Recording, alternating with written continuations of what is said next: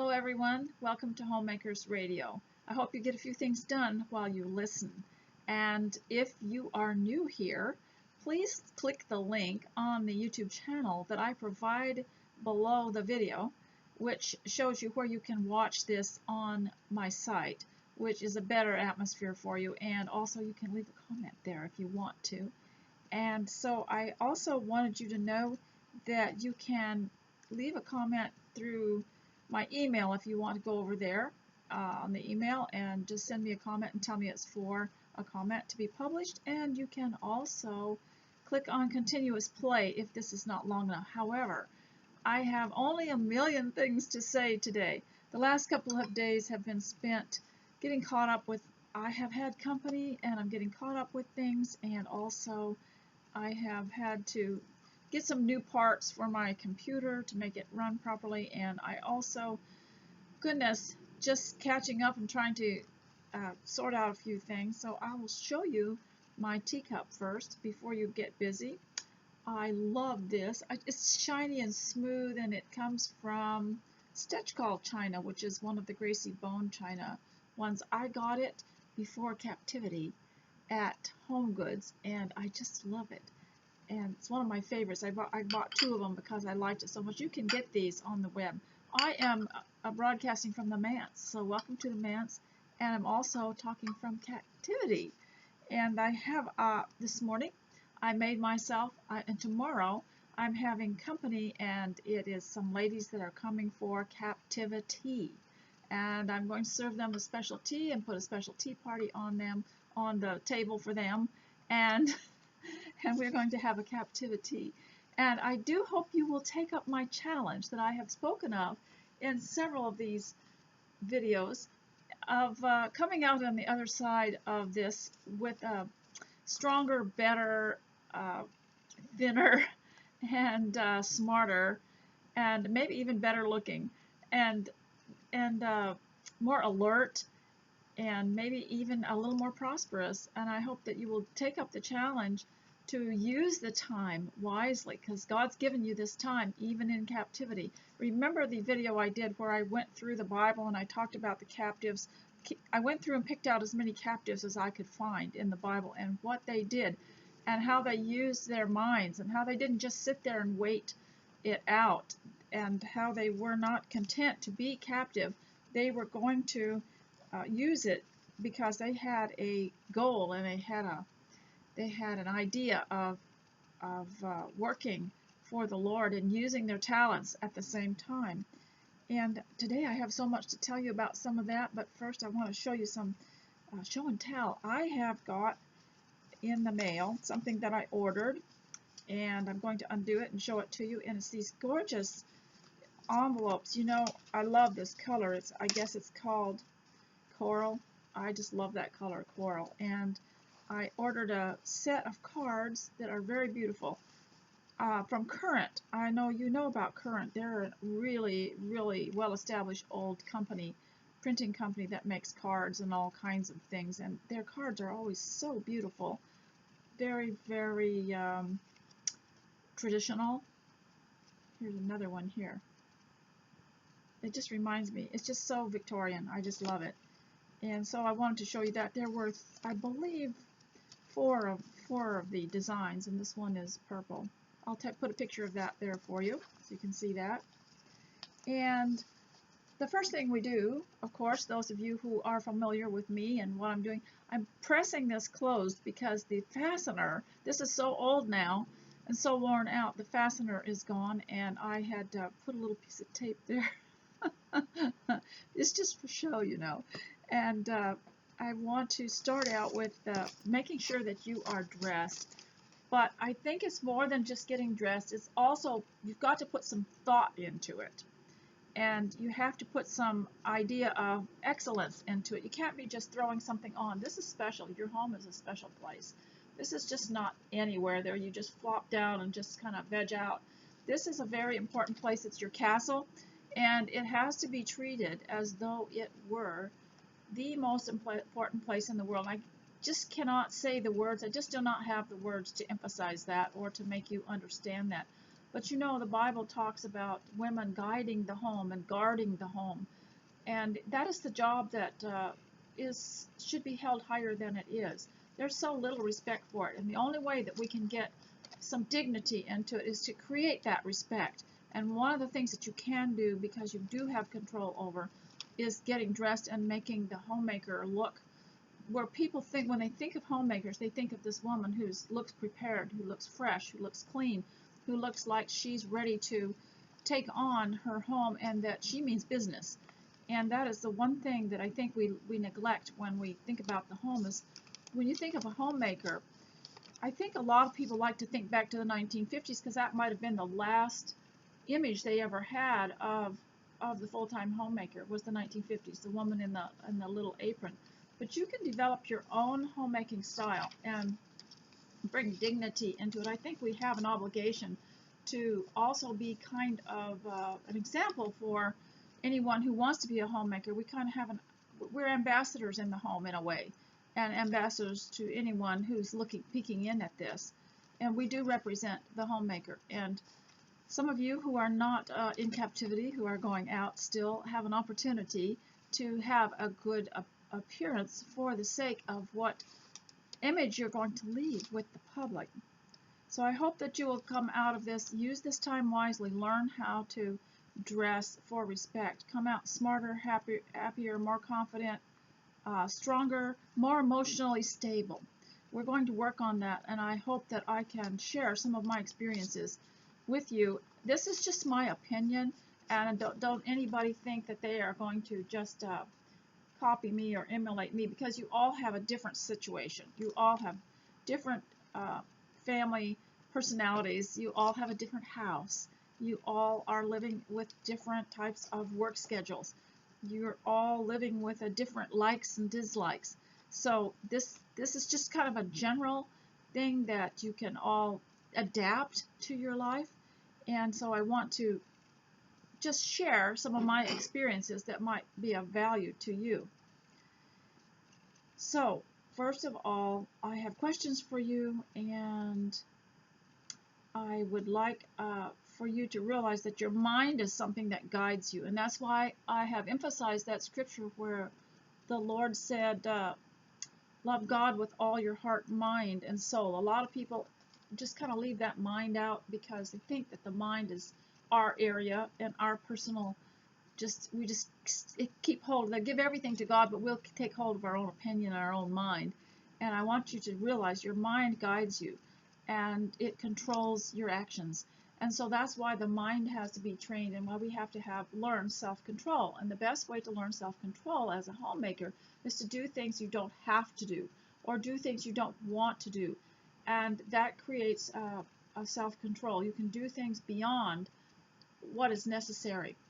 That is one of the traits of someone who has self-control. And so your mind guides you. And I want to ask you some questions right now. These are questions for you, and if you're ready to get, if you're all dressed up and you're ready to work, then I have some questions for you today. And so I'll start with the first one. Are you bathed, dressed, and presentable? Do you smell nice?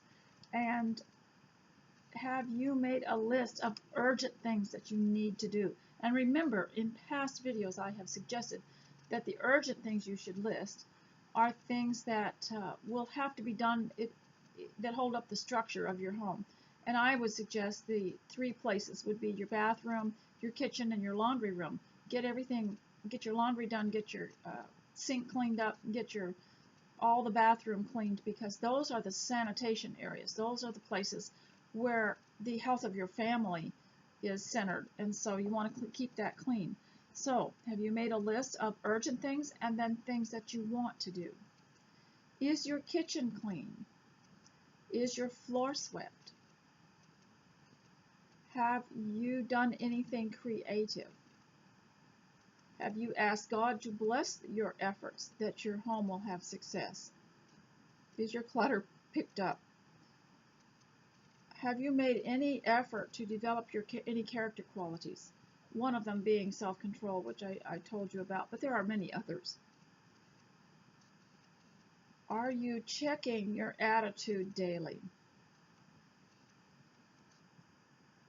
Uh, and have you ever made any attempt to have a visual aid? Now, some people don't need visual aids. They can just live on ideas and they don't need a picture. But in the olden days, we used to take a picture out of a magazine or a catalog of something that we wanted to emulate for our home. We would take a picture when we were children. We just cut a picture out of maybe a bedroom that had things in it and matching things, and sort of use that as a guide. And some people need to have a visual aid. I know I like to have a visual aid, and also because it gives me some kind of motivation. We used to go around, to the furniture stores, and sometimes they would have these nice little arrangements from room to room, and you could get great ideas from it. But now they're not doing that so much. But have you planned something to look forward to? After you have done the things that you have to do, have you planned for something that you don't have to do that gives a bright spot to you and your family? You might want to list some of those things that you can do, and whether some of the innocent and good pleasures of life, whether it's involving the five senses, food, um, a bouquet of flowers, something that you like, something that would give you some lift in your home, some reward at the end of it all. Now, so much good can be accomplished in the family. This is a different subject, and this is still homemaking, but it's on a little different subject. And I talked about the mind being the guide. So much good could be done for your house and for your family, and ultimately lift you up. Remember, whatever you do is eventually going to feed itself back into your mind and give you a feeling of satisfaction and success. So much good could be done. And you also want to have a sense of well-being. And so much good could be done in your home and for your family. So much could be accomplished if you were not waiting on the news. I have emphasized that over the years because I have had bad experiences when I was younger. When we were really young, back in the olden days, and before captivity, we had only the news was knowledge within a few miles of our own home, and news from letters and news from just the area that we lived in. We knew what the new construction was, and we knew what store had come up, and we knew what the neighbors were doing. This was all we had, and we had enough worries because there was always someone that needed us or that was sick, or there were tragedies too. But now we have this news media going on 24/7 in our lives, and we're waiting for it. We are waiting on it. We are waiting for things to change. And of course, the news media knows it. Now they have your full attention, and now they have your worship, so to speak. But have you ever thought, oh, here, I found a scripture to compare with that. But everybody's waiting on things to change. Every day they want the news. They want to see what has changed. And they want to see if they can relax and if they can settle down and if they can get busy and finally decide whether to paint the inside of their house or change the furniture around. You don't have to wait on that. And it is a dangerous way to live because you'll find yourself skipping a lot of things, and you think of all the time we've been in captivity. Looking back, how much you could have accomplished if you had known that it was going to be so long, how much you could have accomplished in your home. And I am trying my best just to ignore it all and continue on the list that I have. Now, I have a master list, and the master list are big things like, work a little bit in the storage room, sort out the buttons in the sewing room, and clean up the closet in the guest room, and go through the papers in the office room, go through the china in the dining room. I've got this long list. And also in the kitchen, there are things that need to be constantly refreshed, like the refrigerator, and I have this list. And then I have my daily work, and your daily work, of course, is normally getting your kitchen done, getting your meals prepared, getting the laundry done, teaching the children. And I am a veteran homeschooler, and I'll be teaching you a little bit today. I don't know if your children would want to listen to any of this. It's a little bit heavy today, and I have only 1,000 things to tell you. And so I'm going to read to you about not so much could be accomplished without, if we weren't waiting for the news, if we weren't waiting for the next thing that they're going to produce, whether it's the conservative news, whether it's religious news, or whether it's the liberal news. Everybody's waiting for some change to be made when they could be working. And so here is something to consider instead of waiting for the news. And it comes from Psalms chapter 27, and it's verses 12 to 14. Now, keep in mind that the numbers were not there in the beginning. It was written kind of in a paragraph style in the ancient times, and the verses were put there by some of the translators, and I don't know what year that was, where the numbers were put there to make references easier to find. So you have to read it in context, because sometimes the number that's put there, like 11, 12, 13, and 14, the thought began on the verse before, and so you can't always rely on the verses. I'll read this to you. And it's about waiting. I talked to you about waiting. Don't wait. People constantly waiting for things to change, waiting for the news, waiting for the political situation to change. I have something more to tell you about that too. Teach me your way, O Lord, and lead me on a level path because of my enemies. Give me not up to the will of my adversaries, for false witnesses have risen against me, and they breathe out violence. I believe that I shall look upon the goodness of the Lord in the land of the living. Wait for the Lord. Be strong, let your heart take courage. Wait, I say, for the Lord. So instead of waiting on the news and waiting on the political situation, wait for the Lord.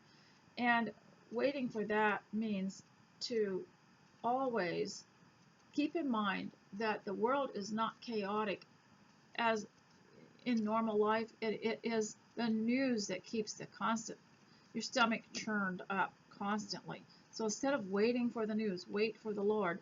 And what that means is just a patient faith that makes you realize God's given you a job, do the job that He's given you, and wait and see how He will bless you. Because really, you can pay a lot of attention to the state, you can pay a lot of attention to the world events, and it's not going to give you anything. They're not going to reward you for being so faithful to listen to them. And I wanted to talk to you a little bit about breathing, and it's from this adrenal fatigue book. Adrenal fatigue, I've talked to you about adrenaline. You've only got so much for the day, and if you use it all up on the worry and the fear and the anxiety that the world produces all the time through the news, then you're not going to have anything left for your family, and your family needs you. And this is called, goodness, I think I've got the wrong one. I was going to talk to you about breathing, belly breathing. Have you ever watched a baby breathe, and they breathe and their belly goes up and down? That's normal, natural breathing. But when we're upset, we tend to breathe in a shallow way, and we breathe up here in our chest, and we never can quite catch our breath. And then it causes all kinds of other things. It'll affect your lower back and your upper back, and you're tense. And so this talks about breathing that way, and it says to take some time out just to breathe. And I wrote a book called Just Breathing the Air. It is nothing about breathing, but it was all about how wonderful the air was when I was growing up on a homestead, and how sweet it was, and how we enjoyed breathing that air. As a matter of fact, our president has stopped a few times in Alaska on Air Force One, and wanted to get out of the plane and go talk to the people that were waiting there. Always has commented, you can find the videos, I think, has always commented to the people that were there about that sweet air. And so it is very real. But breathing, the Lord, the Bible says, in whom we live and breathe and have our being. He wants us to breathe. And many people have just stopped breathing. They're just holding their breath all the time, literally holding your breath all the time. For women, it's very important that you breathe, because it can affect your pelvic floor, and you want to look that up and study that out yourself, because it can cause a lot of internal problems for a woman's body. So you cannot do that. So breathing. Relaxation response exercises. This book is called Adrenal Fatigue by James L. Wilson. I've shown it to you before. So this is called belly breathing. And when I get finished with you and I finish talking to you, I'm going to do some of these exercises. I used to think that the energetic exercises that they used a lot of energy and a lot of calories would also make me strong and fit and thin and make me lose weight, and it's not exactly true. I have been doing the exercises from Fabulous 50s, and I'd recommend them even for teenagers. Find some that you like to do. She has some slow stretch exercises, and she has some sitting in the chair exercises. They have helped me tremendously. They kind of free up my mind too, and I'm going to do some of those when I'm finished with you, when I'm finished lecturing you and raising you and and homeschooling you. I'm going to go do that for myself. That's going to be my indulgence for the day. And I've noticed that the more I am doing these exercises, the least I want. I've lost my taste for some things that are very bad for me, as far as eating, and my skin is clearing up. So, and who would have thought? Who would have thunk that at my age I would have acne and all kinds of skin problems? But it seems to be clearing up.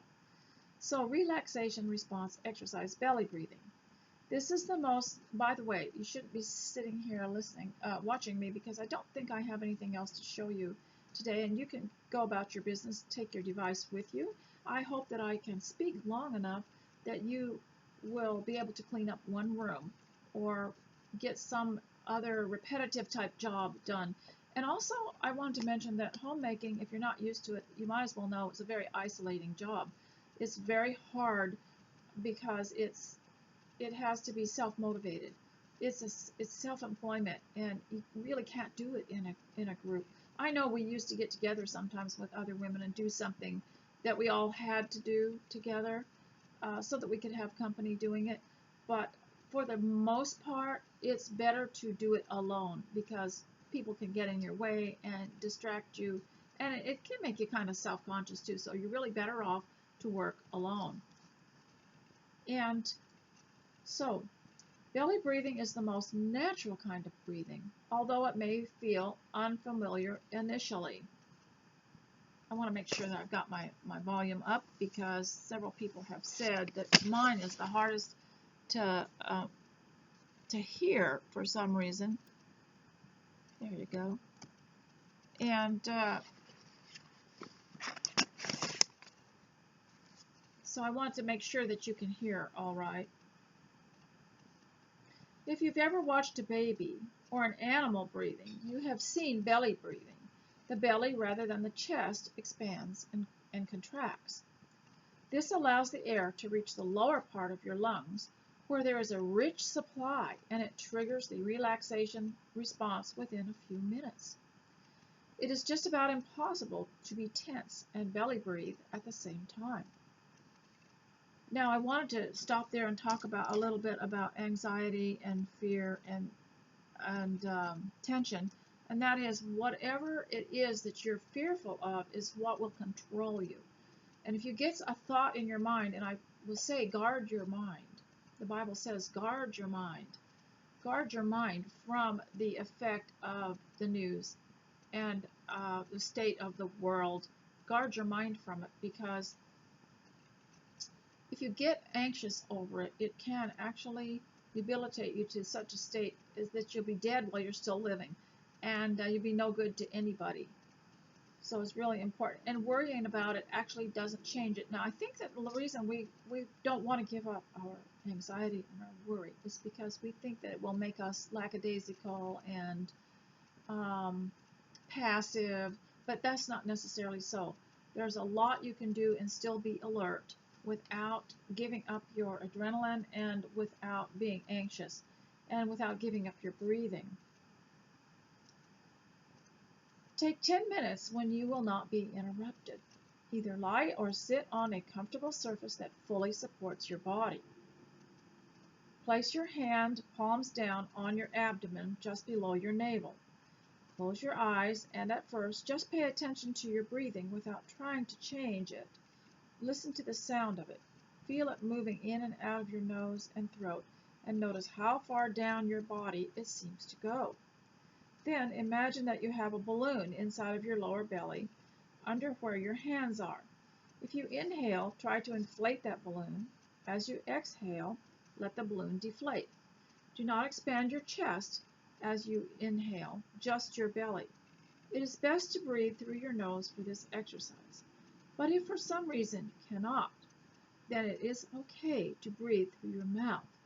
Continue inflating and deflating the balloon for at least 5 minutes. Belly breathing may feel awkward or forced the first few times, but it will pretty soon feel like it's quite natural. After all, this is the way you used to breathe when you were little. So this has more about it in this book, slowing down your breath, counting your exhalations, repeating an affirmation, which I would always suggest it be something beautiful from the Bible, and how to progressively relax and how to have unstructured time. But I can't read it all because I have too many things to tell you, and that's another book that you could probably, I don't know if you could get that book anywhere. I think you could find it on the web. Adrenal Fatigue by James Wilson. Now,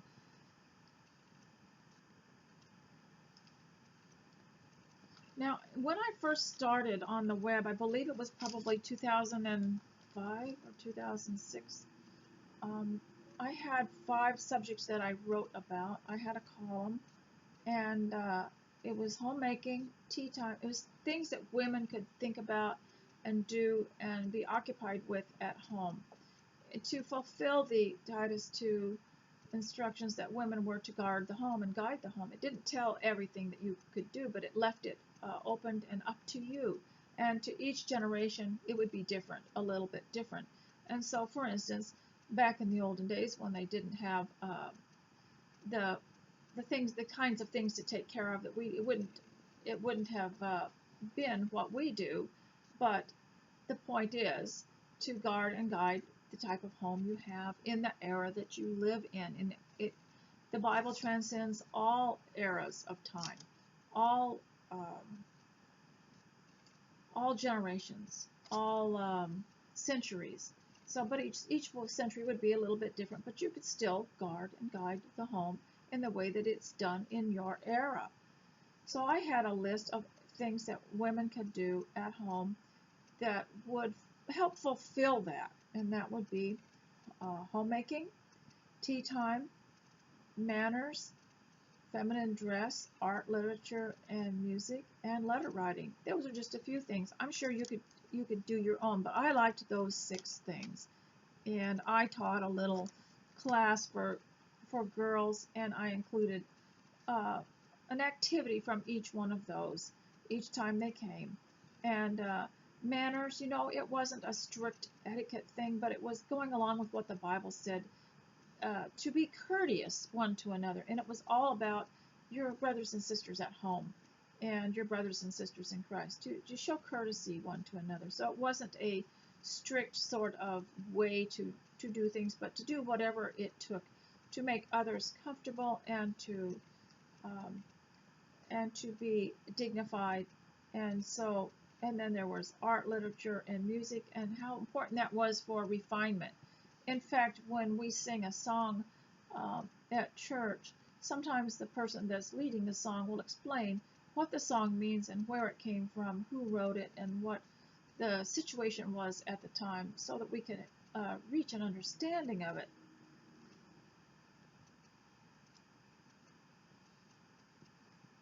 Now, one thing you can do to keep from worry is to have a list of things that you like to do. And I've done these 6 things. 6 things. I've kind of kept that in my notebook as kind of a guide. Have I done this every day? And one thing would be that I had not included would be creativity. It's important to include that in your day, to do something creative. So it was homemaking, tea time, manners, feminine dress, art, literature, music, letter writing, and creativity. So that would be, I think, 7. And an antidote to worry, because worry will restrict your breathing. It will restrict your just your internal organs, very bad for you. An antidote to worry can be worship. So substitute worship for worry. Now, when I think about worship, I think about singing, praying, um, and I think about all the things that you would do in worship: reading the Bible, studying, singing, praying, praising God. And so always, if you get a worry that you cannot get out of your head, then substitute one article of worship, such as singing or praying or reading the scriptures. Because the way you talk to God is through prayer, but the way he talks to you is through his word, and you can read it, and it's got a spirit in it. He will talk back to you. It will leave you feeling um, a sense of well-being. Also, I think it's very important in these times and as a homemaker at home to try in some way to stretch your mind, to further your abilities, and to do something that you don't have to do. I mentioned that at the beginning. Do something, just go the second mile. I explained what that was. Do something that you don't have to do. Now, I know I have my list of homemaking things that I have to do, and I don't want to overwhelm myself or overload myself, but today I decided that in accordance with my determination to be through with a dull, dark winter, which I guess has just got started, I'm going to make some very bright floral bouquets to put around the house so that when the ladies come for captivity, they'll have a bright spot in the home that delight them. And one thing that's an advantage to having people over nowadays is they're going to come back to visiting one another, I think, because they're not going out so much. It's not very convenient anymore, and they are not going out to the teas and to eat out. So to come into someone's house, it's going to give us better motivation to make it a place that they delight in, that gives them a lift the minute they open the door. So that's one thing I'm doing, is creating these bouquets. I've got a box of artificial flowers that I get out and I rearrange in different ways, and they have different styles and colors, so I'm going to try to do that to kind of give it a lift on these dark days here. Now, to emphasize more about substituting the worship for the worry, remember that fear and worry keep people from living their full potential. If that gets in your body and your adrenaline starts pumping and the fear and the worry sets in, it'll just go, go, go till you can't sleep anymore, until you cannot even, if you get it in your body and your mind, remember your mind is going to control the way that you function in your home, and you have to have the children have to have a calm mother. And back in the olden days, way back before, I read a lot of history, and I like to look up what people were like and what they lived like, that women used to be more protected from this. The men would go out to war and to parliament and to hunt, and the women were not to worry about where anything came from, because they knew that it would affect her mind and her body and her ability to keep the home fires going and to keep the children safe and happy. So they were kept, they were very important, and probably more important than they are treated today, because they knew that they could easily, their minds and their bodies could break down, and they also were kept, the homes were supposed to be kept warm for the women. And so I picked up a lot of those ideas, and that because today there's nothing in place that would insist that women be kept safe, be kept warm, be kept free from anxiety, we're going to have to do it ourselves. We're going to have to create an atmosphere where that is done, and then teach our children how important that is, and teach your sons especially that women are to be treated fairly and in a good way, with making sure that they're comfortable, making sure that they're safe, and making sure that they're free from anxiety. And I also said in the past that children should have happy, carefree childhoods, free from worry and heavy responsibility.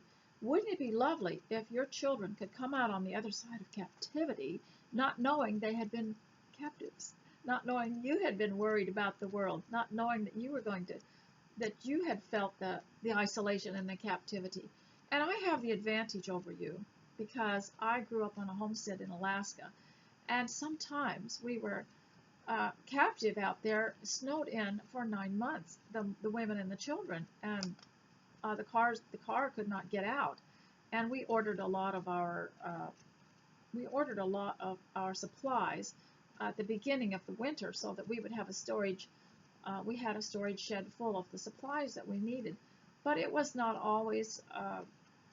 We kind of learned to live with it, and so I have the advantage over you, and I have been wanting to try this. I've been wanting to see what it would be like to stay on the property. Now, I do have an advantage because I have a beautiful, beautiful land to look out on that is just farmland for miles and miles and miles, plus the distant mountains and hills, and can't see my neighbors on either side and the neighboring farmland, so I have a great expanse to look out on. I don't feel isolated as you would if you're in a more crowded area. But I wanted to try it because I have been wanting to be home more and not have to go get in the car, do errands, get groceries. I don't miss pushing the cart around.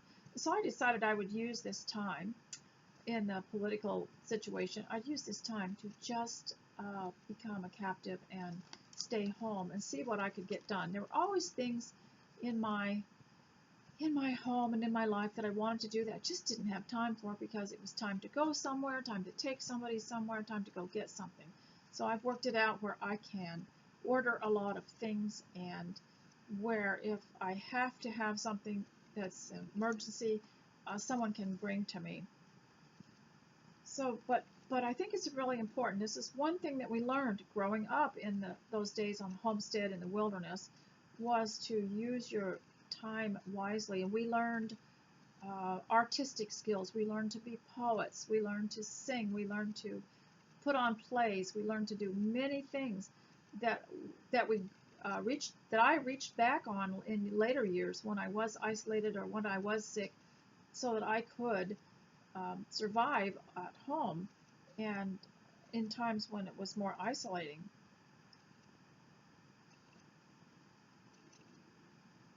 So I think it's really important during this time of captivity to increase your knowledge.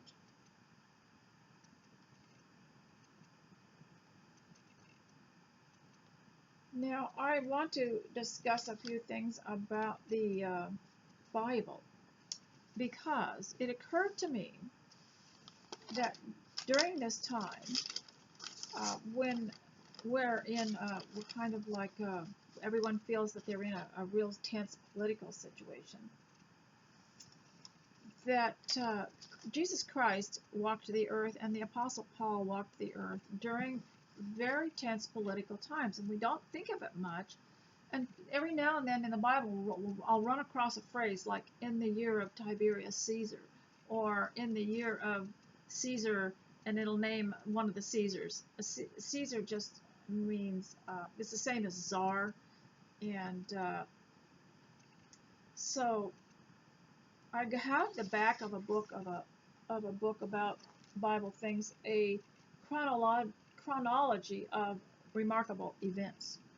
And it goes and shows, how old Jesus was when Herod was there, and how old Christ was, or what he was doing when Tiberius was there, and Augustus, and Archelaus, king of Judea, and other. And some of these were not nice people. They were not people who believed in freedom of speech. They were not rulers who believed in worshiping God and loving God with all your heart, mind, and soul.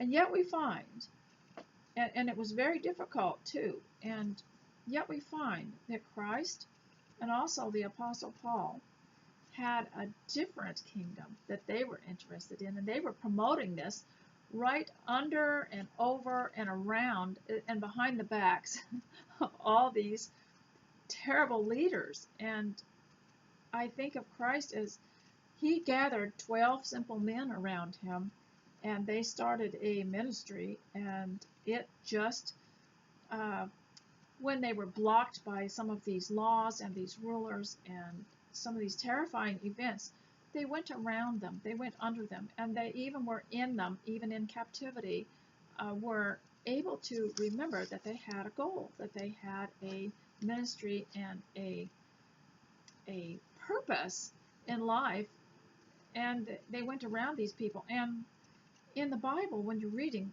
the Old and New Testament, it will mention the names of some of these people.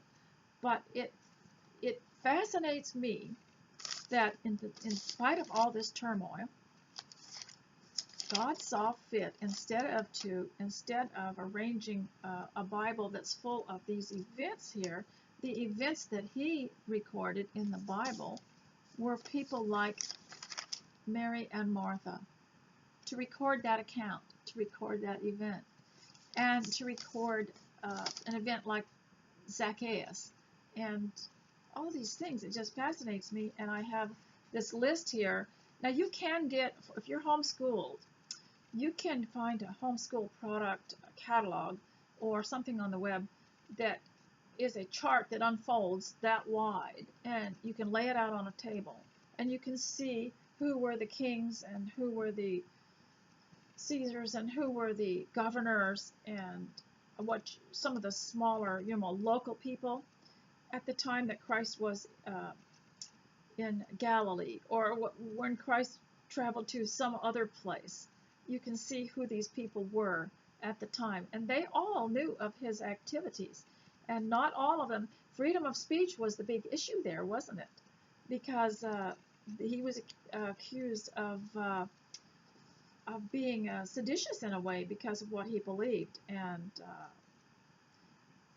so it talks about in this list here. And if you could get yourself, it's one of my homeschool assignments, get yourself one of these foldable things that you unroll, and it'll show Jesus Christ here, and then down on another column who all was, what the political situation was.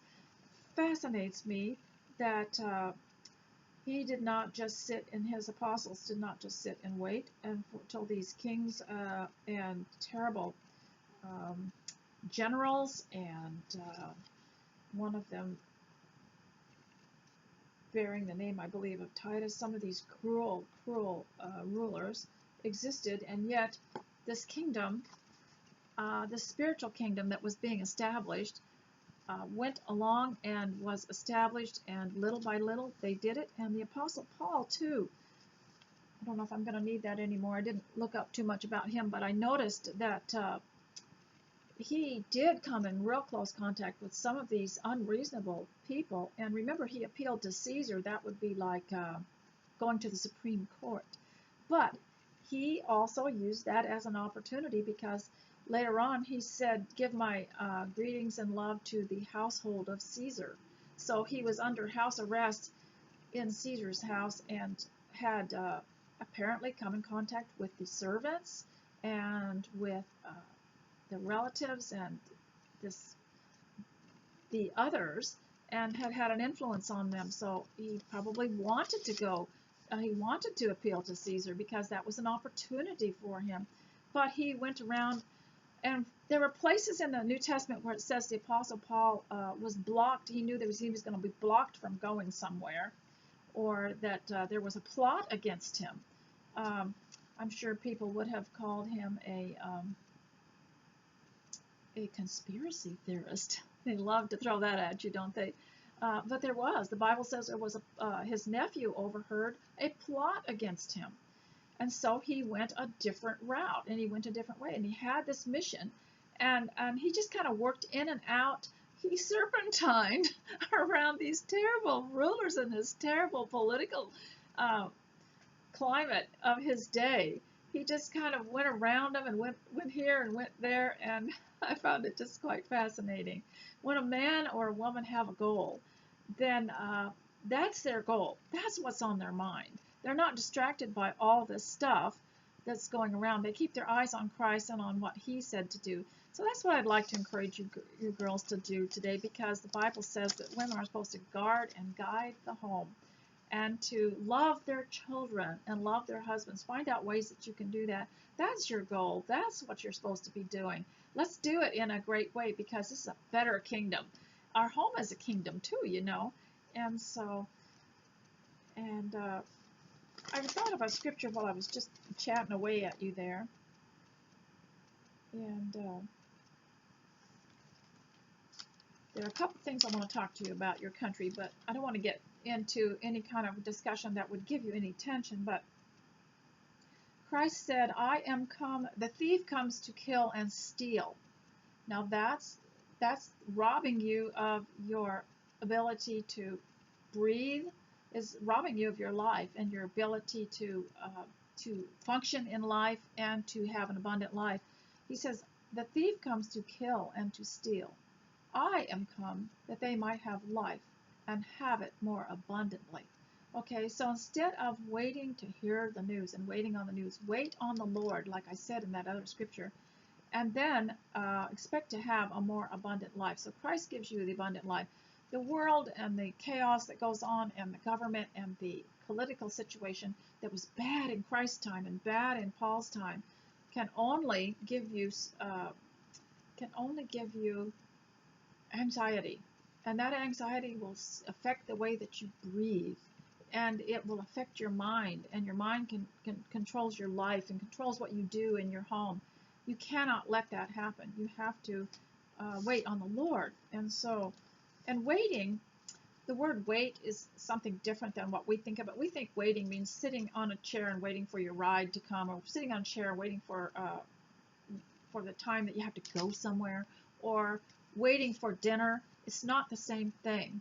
When you wait on someone, you serve them.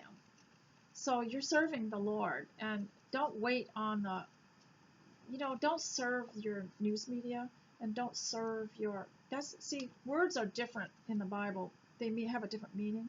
So when you wait on the Lord, you're serving Him and giving Him your best. And remember, Mary and Martha and Mary, they were getting a meal prepared or serving the Lord. And so wait, I say, on the Lord, and I am come that they may have life and have it more abundantly. Now, the biggest challenge to homemaking and to keeping your house, and I like to play like. And if you were lucky enough to grow up, if you're blessed enough to grow up in a home where you could imagine all kinds of things. You could imagine that your house was a boat or a train, and all the playing we did. And I wrote about some of this in my book, Just Breathing the Air. It's just some of these little simple childhood memories. A lot of you don't think you have a story, but if you read my book, Just Breathing the Air, you'll figure out, well, hey, I've got a story too. I could write those things too, and I think they're very important, because I think it's important to leave a legacy to the next generation of what life is supposed to be like and what it was like before captivity. And so when the biggest battle is discouragement. Because if discouragement gets in your head, and it can get in your head from reading and listening to things that are discouraging, I told you the news media is never going to give you any hope. The only hope they're going to give you is their own hope. It's like they set up what they want the results to be, but they're going to make you worry about it for a while and then hope for their hope.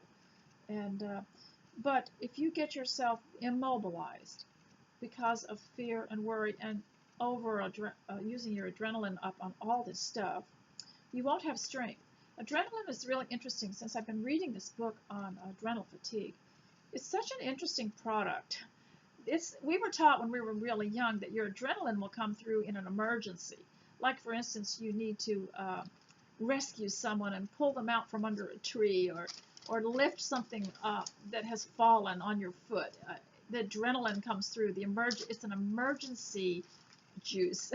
But if you use it up with this anxiety and worry and fear over the political situation, then there isn't anything left to use when you need an emergency. And it's also important to have stored up for sleep and for rest and for rejuvenation. So the biggest challenge in homemaking is discouragement. And so you can't let the outside world come in the sense of the news, because you'll look at your things that you're doing, and you're rearranging, and you're sweeping, and you're washing dishes, and you're thinking, well, why am I doing this? The world has to settle down first before I can be happy at home. And that is one of the things in the character that you need to develop, is steadiness of purpose. And remember that wives of daughters. And Hyacinth said that her daughter she said, Cynthia just has no steadiness of purpose. To have a steadiness of purpose. And so that's really important. Guard your mind, guard your heart, guard your adrenaline. And now remember that the Bible, if I was homeschooling you, I would have to tell you that the Bible, it cannot be used for only one thing. I know we're all, especially if you're members of the Lord's church, you know what the gospel is. You know how to be saved. But if you're homeschooling, you have to use it for many different things. You can use it for studies of different kinds, different subjects. You can use it for science. You can use it for poetry. You can use it for handwriting, and you can use it for sentence structure. You can use it for spelling. You can use it for history. You can use it for even biology. You can use it for nature studies. You can use it for gardening. You can use it for farming. You can use it for fishing. And you can use it for, I'm thinking of all the, when Christ was talking on the Sermon on the Mount, he talked about several different kinds of careers, you know, fishing and farming and goodness, I'm trying to think of some of it. I don't have the notes on that, so I just kind of have to think in my head what I'm thinking of. There were just many different seafaring and sailing and transportation, just all kinds of different things, even women at home and homemaking. So it can be used for many different things if you don't have the information you need. And so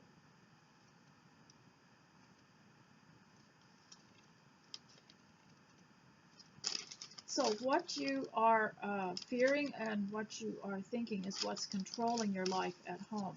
Now remember that Christ saw it fit to to leave in the Bible little tiny incidents, such as the story of Mary and Martha and the story of their brother, I believe Zacchaeus was their brother, and the stories of people who talked to him and left a record of many different little things, and just left out all this turmoil that was going on in the world at the time that is in history, and it can be verified. So I would say stop doing the things. If you're having trouble getting really started on your homemaking and getting it how you like it, first of all, have a visual aid. I like to have pictures. I go on Pinterest and I look and I say, oh, I like that. I think I'll try something like that. And I like to have a visual, but you don't have to have. I have my favorite. I've got Victoria magazine and Tea Time magazine. I like to look at those. And stop doing and thinking the things that grind you down, that make you feel ground down, that make you feel worthless. It's very easy to do if you are homemaking, because it's the same as being self-employed.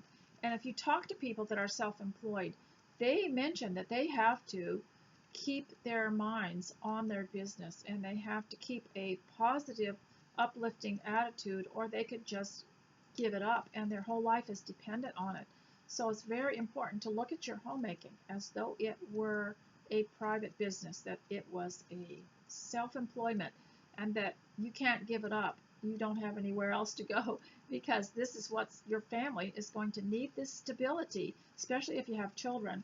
And even if your children are gone, it's very important not to have a gloomy attitude, because they need to know that their parents are still carrying on the goals that they have, because they'll look at you, even though they're gone from home, they'll look at you and get hope from that. So stop doing the things and thinking the things that grind you down. Now, in the olden days, I partly grew up in Australia because we immigrated there in the 1960s, and after we left Alaska, and they had their colloquial language that was so amusing and entertaining, and they had a what was it they called it here in America? when they had stills and liquor, and it was all illegal. And oh goodness, I can't think of what it was called. But in Australia, they called it sly grogging, and that was sneaking liquor out and selling it illegally, and which is nothing we want our children to do. We certainly don't want to participate in it, and in the church we don't drink at all. But I wanted to bring it out as an illustration, because even though we don't, some people use gloom and doom in a sly way. So I call it sly glooming and sly dooming. They do use it in a very sly way. They can look at you and smile and say something very defeating, and say something like, well, I don't believe anything good is going to happen, and they'll be smiling at you. I call that sly dooming or sly glooming. You have to avoid doing that, and you have to be able to identify it so that you can laugh at it and walk away from it and not let it get into you. You've got to be really careful not to be so porous.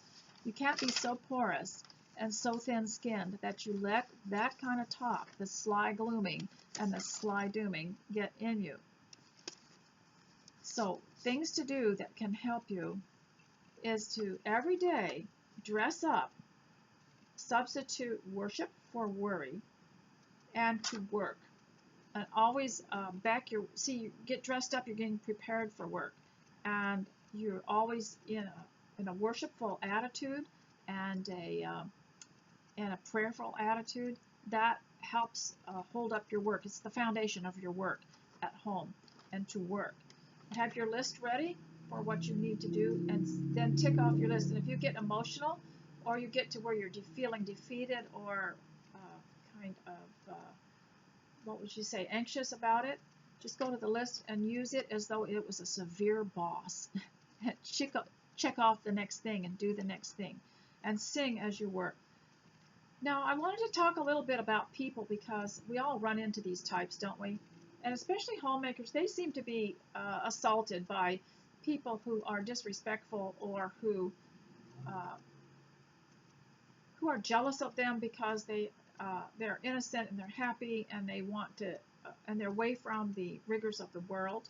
And so I want to talk to you about people who don't answer. People who it used to be called the silent treatment, and it was learned from psychology, and today it's called ghosting. But when people don't answer when you speak to them, it is a way of manipulation, and it was learned from psychology. And I attended a class once that I was so astonished that this was taught in there, and that is when you want to control the way someone acts or their attitude, they say something that you don't agree with, you just don't answer, or you ignore it.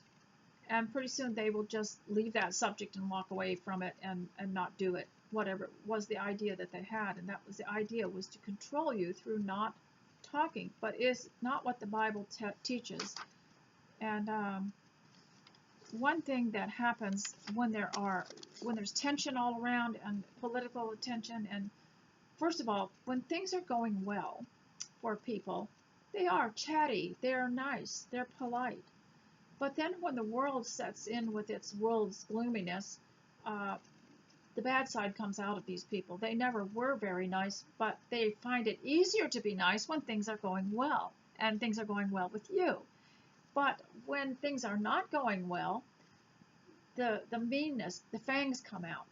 And one of the things they like to do is, if you're cheerful and you're not buying into the world's gloom, remember in that old book, A Room with a View, and this elderly man said to Miss Lucy Honeychurch,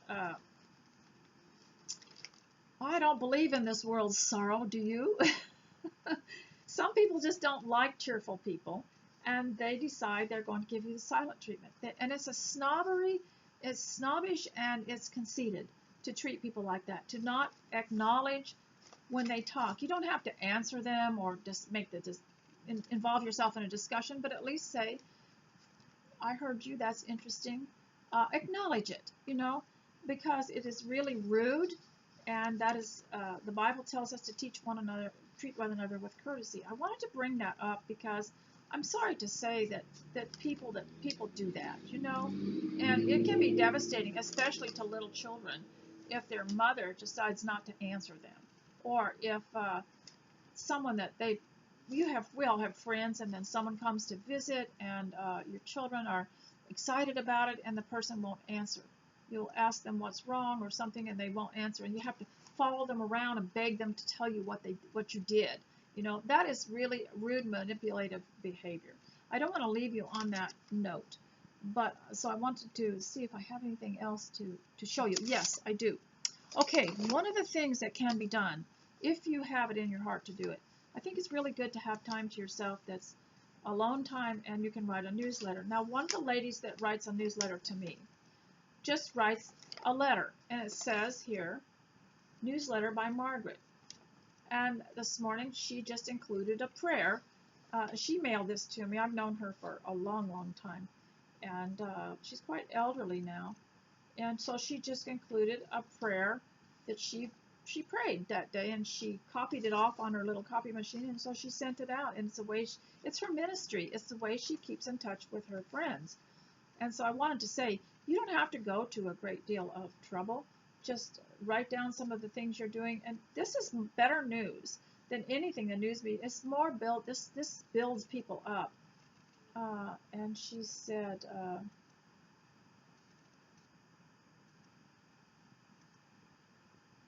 she talks about Ecclesiastes 3:1-8 tells us that when that there is a time appointed for everything under heaven.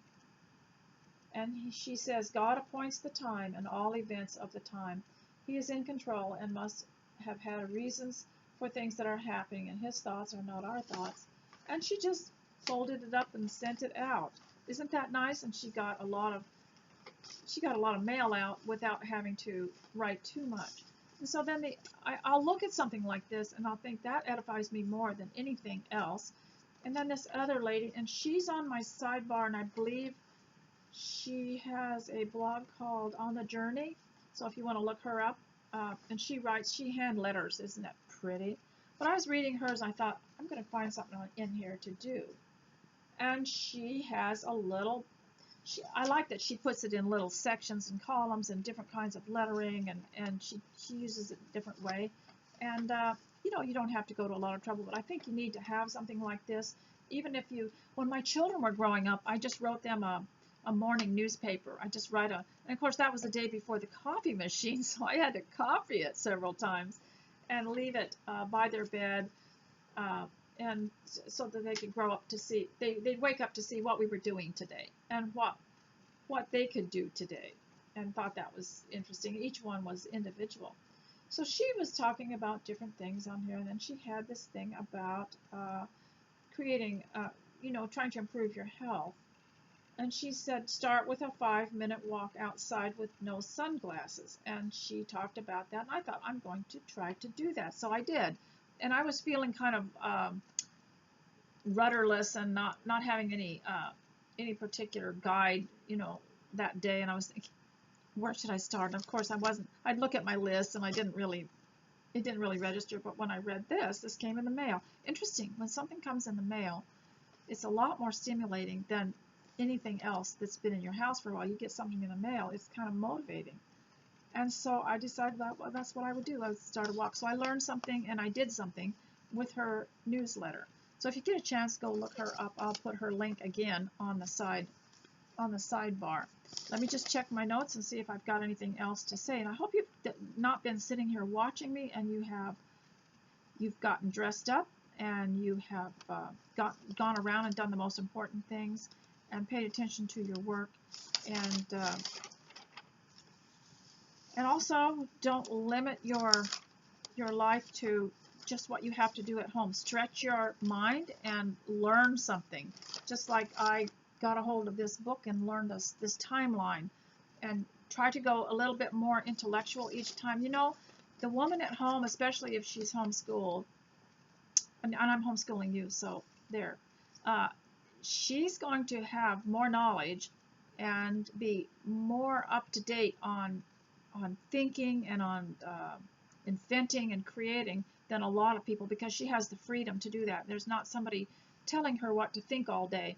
If you go to work or you're at school, that school is going to fill up your mind, or that work's going to fill up your mind with what they want you to think and do all day.